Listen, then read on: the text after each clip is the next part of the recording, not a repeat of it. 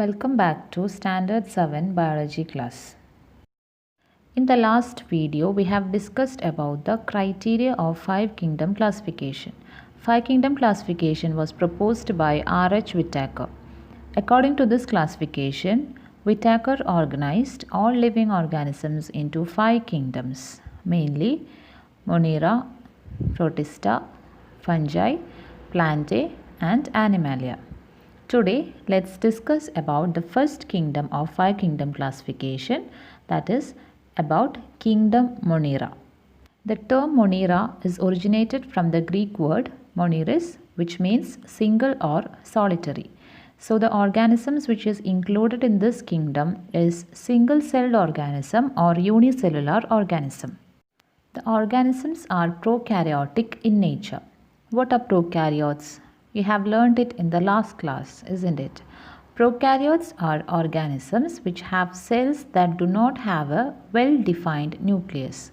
All the organisms in kingdom Monera are microscopic. That means they can be seen only with the help of microscope. All the bacteria are grouped under kingdom Monera. So, under the kingdom Monera, we can discuss about bacteria. Bacteria were among the primitive first life forms to appear on the earth. They are microscopic, single-celled organisms that live in diverse environments. That is, they are found everywhere like air, water, food, soil, on dead matter and even inside our bodies. Bacterial cells exist either solitary or in chains or clusters. They are capable of surviving the harshest conditions. Coming to the structure of bacteria. This picture shows the structure of a bacterial cell.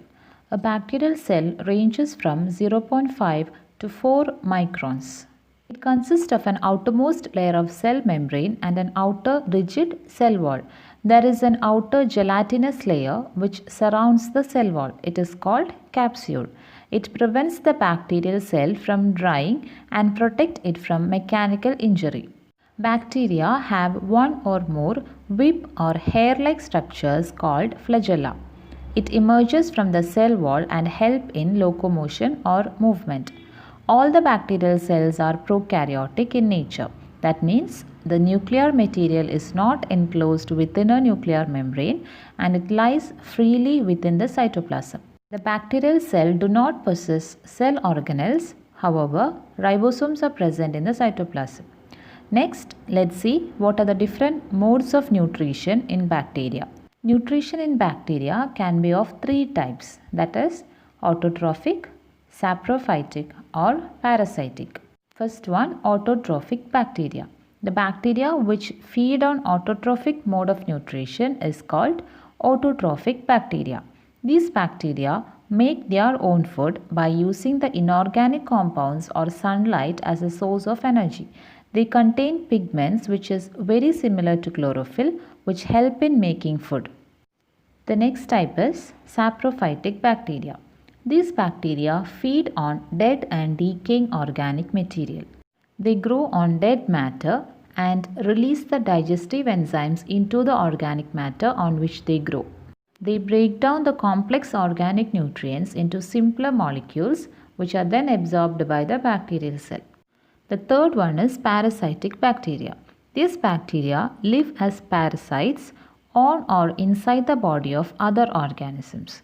These organisms in which the bacteria live is called host. Parasitic bacteria obtain the nutrition from the host. Such bacteria often cause harm to the body of the host. Parasitic bacteria cause diseases in animals and plants. Next, let's see what are the different shapes of bacterial cell. There are different types of bacteria based on their shape. It may be spherical, rod-shaped, spiral or comma-shaped bacteria. The bacteria which are spherical in shape are called coccus bacteria. Rod-shaped bacteria are called bacillus.